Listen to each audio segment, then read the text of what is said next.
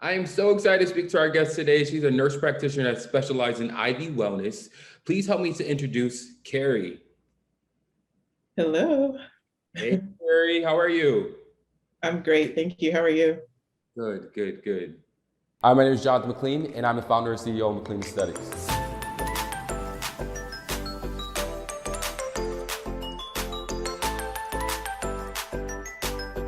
Welcome to the dark side. Let's go.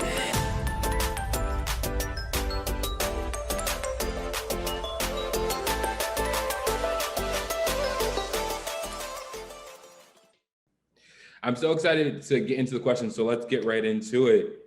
So Awesome. Keri, tell us where you're located right now. So currently I'm in Maryland, National Harbor, Maryland, which is not too far from DC. It's really right at the point where Washington, DC, Virginia, and Maryland come together and meet. Nice, nice.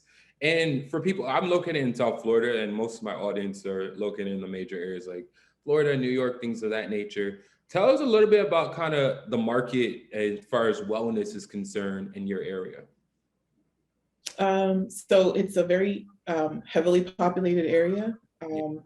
It's an area where people, as you know, in the Washington, D.C. area are, very visible to the public eye, whether it be politics or, just other industries that they're in. And so wellness is a big concern, wanting to look and feel good is a big concern on, the minds of men and women here in this area. Nice, nice. So let's go all the way back to the beginning. Tell me what made you pick NP versus, because I get a lot of jobs in the market and they always say PA or NP because they're very comparable. What made you want to go down the NP route versus becoming a PA? Well, I started out as a nurse, a registered nurse. So it made sense for me to stay on the path of nursing, which means NP. Whereas somebody who maybe started as a physician assistant, sometimes they later on become physicians, but I stuck with the nursing. So that's the answer to why I chose NP. But also NP, a little bit different from physician assistants, where we have some autonomy in certain states. And Maryland is one of those states where I can practice independently. Nice. And don't need a physician supervisor. So, for the things I wanted to do and the ways I wanted to help people, that was a really good fit, a good avenue for me. Is there a certain amount of hours that you have to complete before you can practice on your own, or how does that work? So yeah, while you're studying your program, there are a certain number of clinical hours that you need to complete, whether that be, and I'm kind of forgetting how many I had to do, but whether it's 1,500 in your practice area, you will train with a physician and complete your hours. And then once you pass the national board exam, at that point for the state of Maryland, you can practice independently. For example, the state that you're from, I believe it's still a restricted state, and a nurse practitioner in Florida would have to have a collaborating physician for supervision and for just, someone on hand to answer questions. They cannot practice independently yet. Laws are changing, so yeah. Wow, it's super cool because I bet you that saves a whole lot of money when you don't have to look for a medical director to supervise you. Exactly. Yeah. I know you have your own business, which is amazing. Tell the audience a little bit about your business and what type of services that you provide. Sure. So currently I am offering a telemedicine weight loss program. So, my business has morphed a little bit from the time that it started till now. And I sort of went with what was sticking to the wall, for lack of better terms. And it's been a great ride since then. Initially, right before the pandemic, I knew I wanted to be in business for myself. And I wanted to do a travel medicine clinic where people come and get vaccines before they go and travel. Then the pandemic happened and I thought, well, what am I going to do? Nobody's traveling. How long will this last?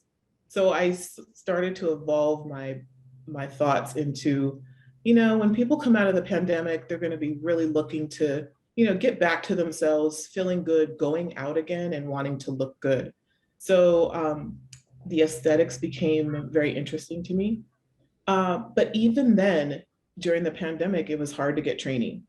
You know, you couldn't meet in person, you couldn't get the hands-on education that you needed. So again, I kind of evolved a little bit more, and I thought, well, here we are in the pandemic. We don't have a vaccine yet. Everyone's focused on wellness, immune system, immune health. How are we going to survive this? So I started with giving people immune boost shots, you know, vitamin injections, vitamin D, because that was kind of shown that people who were deficient could potentially have more serious side effects from COVID. So I just started focusing on wellness and immune health. That then morphed into, this pandemic, I've put on, you know, 20 pounds. Now I need to lose weight. And so I kind of call it a full body aesthetic, because this program really helps people, you know, lose weight and slim down from head to toe and just give them that overall, you know, feeling of looking good, feeling good, their confidence back, you know, they've lost weight and they're healthier for it. So it's been an evolution, to say, my business, but so that's where we're at now, weight loss. That's super cool, because you kind of pivoted and kind of found your lane and maximized on that lane. So that's always good too. Especially where the need was. Yeah. Exactly. So I want to ask you a question more so about the vitamins first, because I had a couple questions from what you just said. So I want to ask you about the vitamins. Now I speak to people all the time. They're like, because I'm a big proponent of IVs. Like I love going to the IV clinic every month, getting my nutrients, my vitamins and things of that nature. But I get some people that are like, why won't you just take vitamins at home? Can you explain the difference and why your method might be more important than kind of doing the one at home? Sure. So if you're taking something at home, a vitamin, it's something that you're taking by mouth. And so that goes into your digestive system, and the stomach acids can break down, you know, that vitamin that you're taking, and you lose a lot of its power through the loss of the digestive process. So you take what's left over, and that's what your body gets. When you do something like IV or IM means intramuscular. So typically think of the shots that go in your arm, like a flu shot that you would get every year. Those are quicker absorption. IV is the best absorption. It goes directly into your bloodstream. There's no stomach acid to destroy it. You get 100% of the nutrients, and it starts to take effect and start to work in your body right away. The next best is the IM, the intramuscular, like I explained. That goes right into the muscle, a little more metabolizing before your body gets to use it, but it's right next to IV in terms of the best absorption. And then lastly, of course, the oral. That's going to be, you know, your least beneficial absorption. Yeah, but nonetheless, better than not taking anything at all, right? Yeah, I agree. And it lasts super long for me when I actually go to get the IV. So I feel like personally, it affects me so much more, and it's more important. Oh, that's good. That's good feedback to know. Yeah, for sure. So I want to talk to you a little bit about, I've been seeing so much in the news about semaglutide. Yes, I know you talked a little bit about weight loss. Are you currently offering that right now? That is the thing that I'm offering. It is an amazing product. Okay. You know, it's not a new medication, so it's not something experimental. This is a medication that's been around. Type 2 diabetics have been using it to control their blood sugar for years.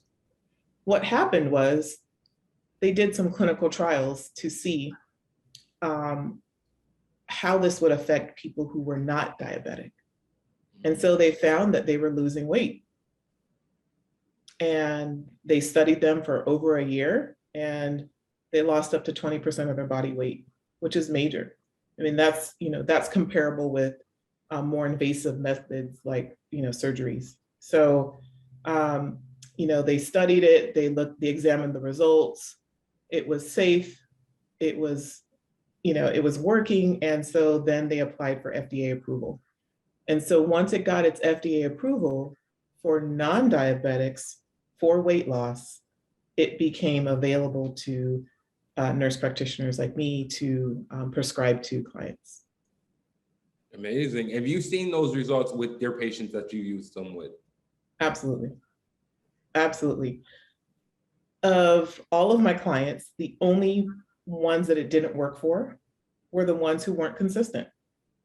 So you got to have, you got to do your part a little bit, right? You got to do something to get some results. And so it's a once a week injection, but if you're not consistent with that once a week injection, it's going to give you minimal results.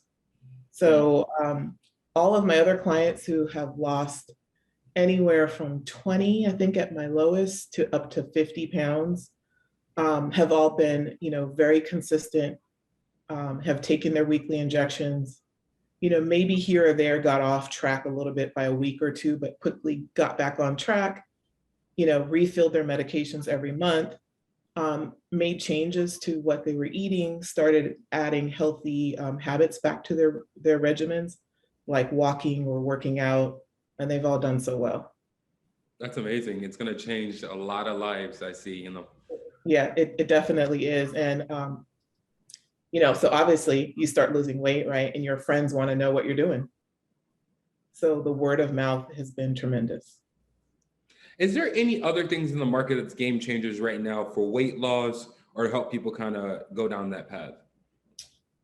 Right now, there are some other things that I personally just don't believe in.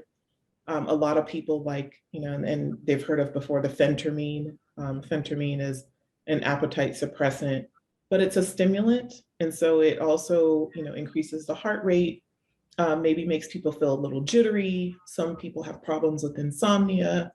And I just don't feel that your body needs all of that extra, especially when something like semaglutide is safe, manageable side effects as you're getting used to the medication, and super effective, way more effective than phentermine. There are some other tablets called Bella that have combinations of phentermine, bupropion, a few other things like naltrexone, and a few other ingredients. Those are all collectively known to help with weight loss, and they're all put together.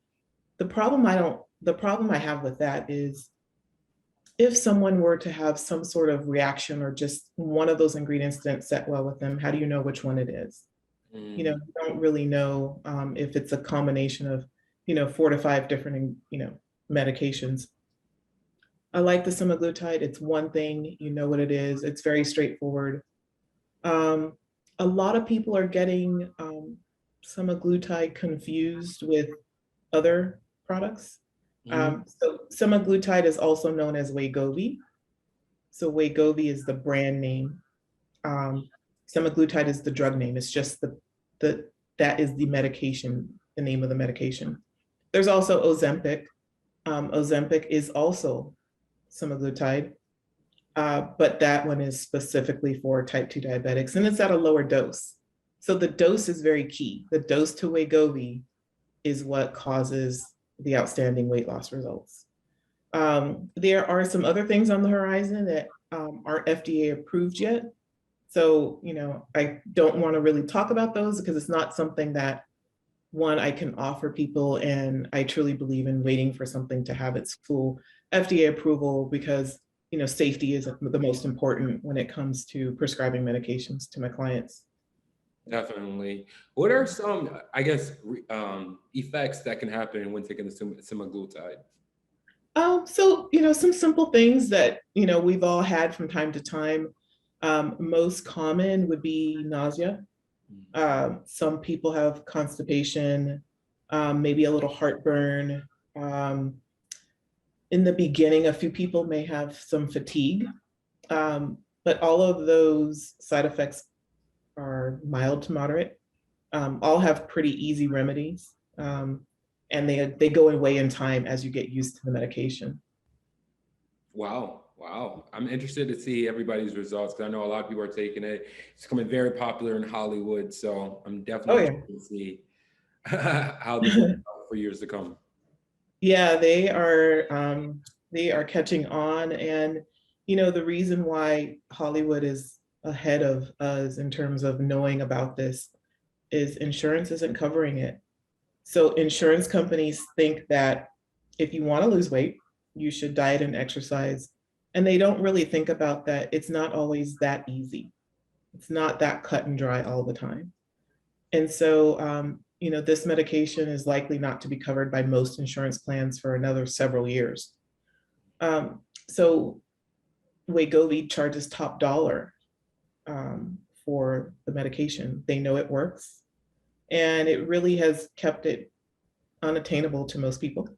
So that's how your celebrity culture may be aware of it and is showing success with it because they've been able to acquire it. Yeah, for sure, for sure. Could the average everyday person afford this now? It's still something that you need to work into your budget because, you know, nurse practitioners like we still have to source it from somewhere.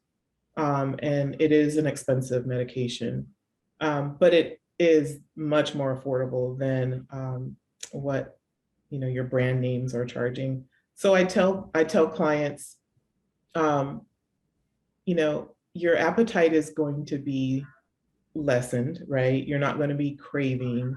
You may not be eating the same portion sizes, and you may not be eating as often. So you save a lot of money on groceries. You save money on eating out. If you were to cut out maybe 2 to 3 dinners out per month, you know, there's your funding for a prescription like this that requires a cash payment. Wow, see, you can do it. It's forward. I think about it a different way, right? You just gotta shift things around a little bit, and you can figure it out. So then at that point, when you look at it that way, it really is it is something that, you know, our average person can do. Great, great.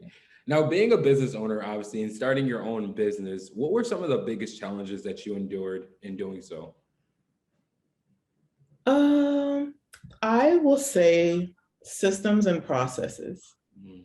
Because remember, I was telling you that with something like weight loss and so many people, you know, really wanting to lose weight, and if you've got a friend losing weight, they can't keep that secret. You know, their friends are, I need you to tell me what you're doing, you know? And so the word of mouth became my number one method of marketing. So, you know, a lot of, you know, new business owners struggle with clientele and marketing, whereas for me, it was more about systems and processes. So, you know, how to organize clients and how to, you know, have a phone system that can manage, you know, the types of inquiries and calls that I get, how to automate, you know, emails and, you know, payment methods. And so things like that. So the business side of it, you know, became the biggest challenge for me. The nursing part of it obviously was, you know, very easy. It was the business aspect of it, operations.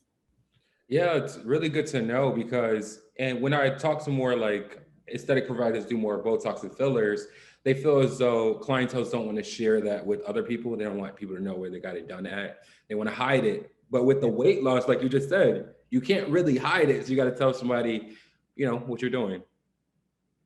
Well, so for the most part, yes, they're very excited to share, but you have a few who don't want anyone to know. And of course, you know, as a provider, I always respect everyone's privacy.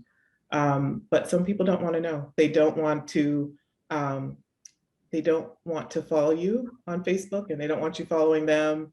You know, they just want to be very, very low key about it. And so that's fine. But most people are generally very excited that they found something that works and they want to share. Has social media been a big part also in you getting like doing your marketing, or has it just only been word of mouth?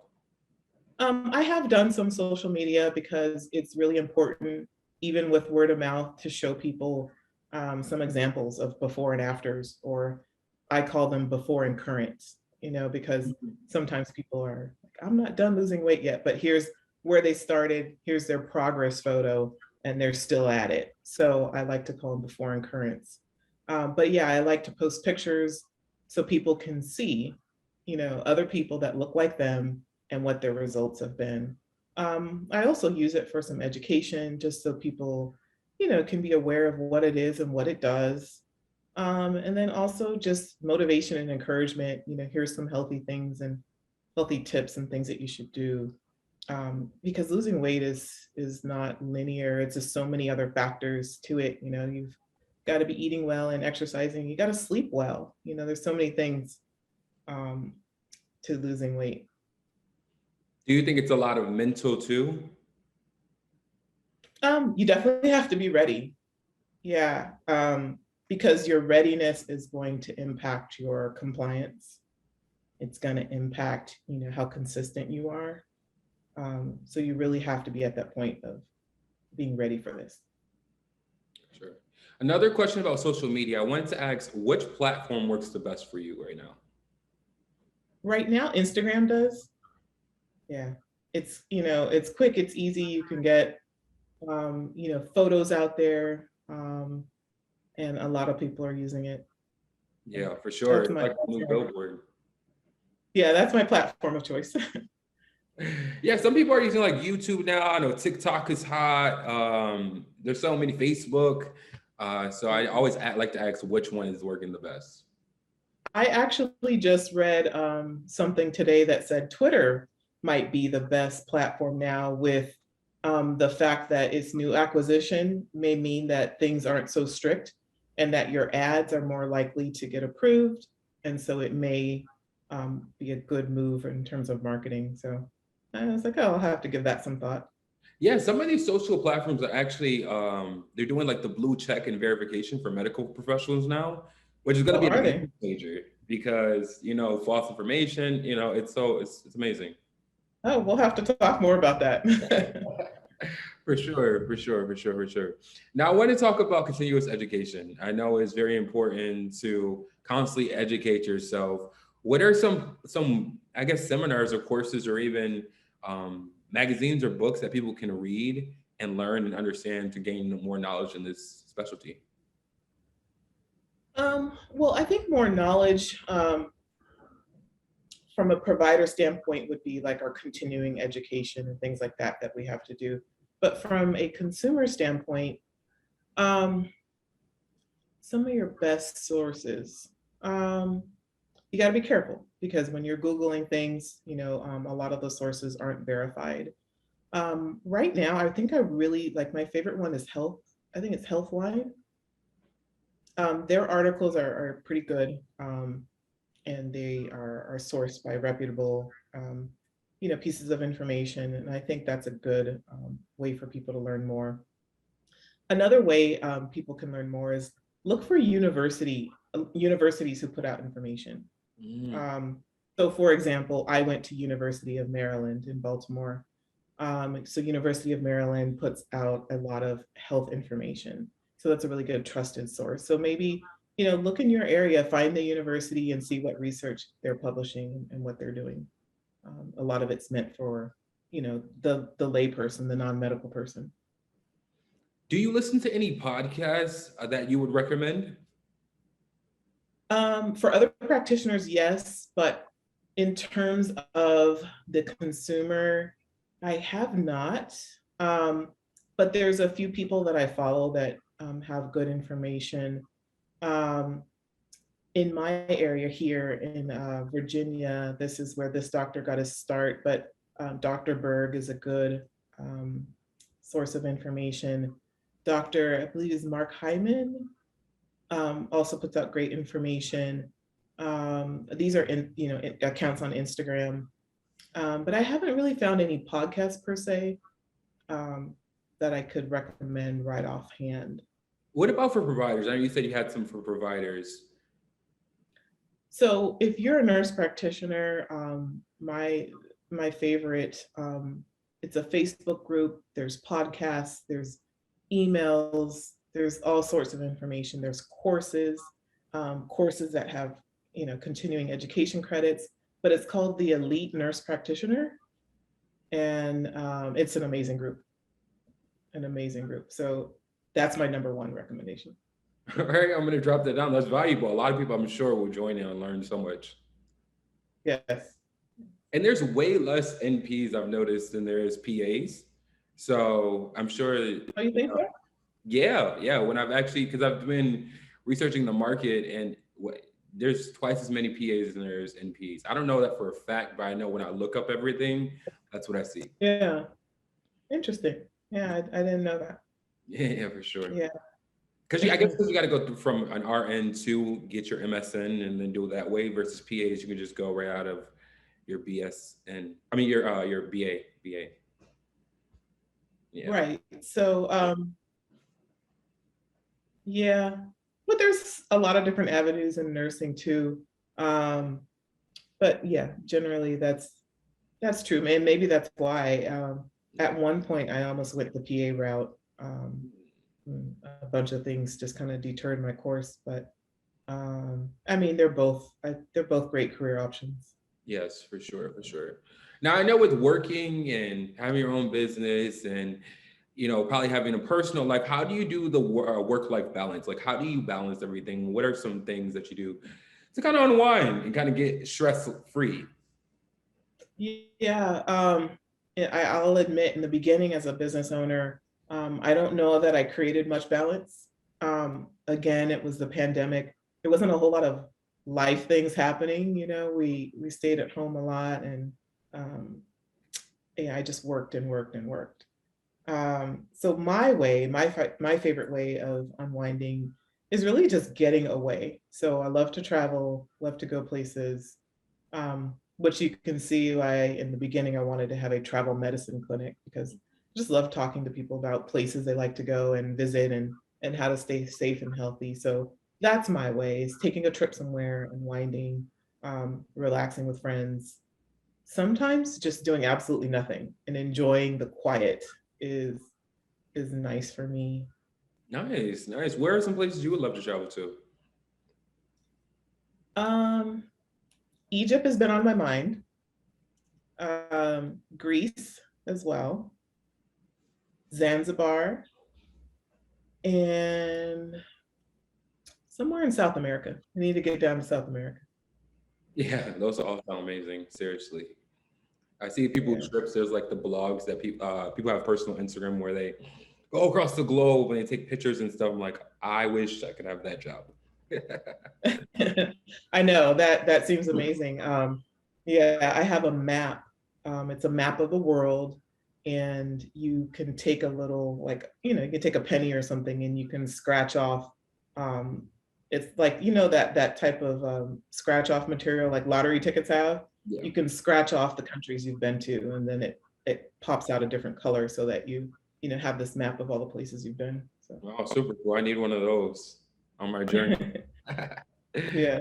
For sure. Well, thank you so much, Keri, for sitting down with me and speaking more about the wellness industry. Tell everybody where they can find you and what you got planned next. Easiest way to find me is on Instagram. My Instagram handle is @GetGoodShots. So the business name is Good Shots, but I'm telling you, you should get some good shots, right? So Get Good Shots is where I'm at on Instagram. I appreciate you following me. My website is very similar. It's getgoodshots.com. Awesome. And until next time, bye. Thank you so much. Take care.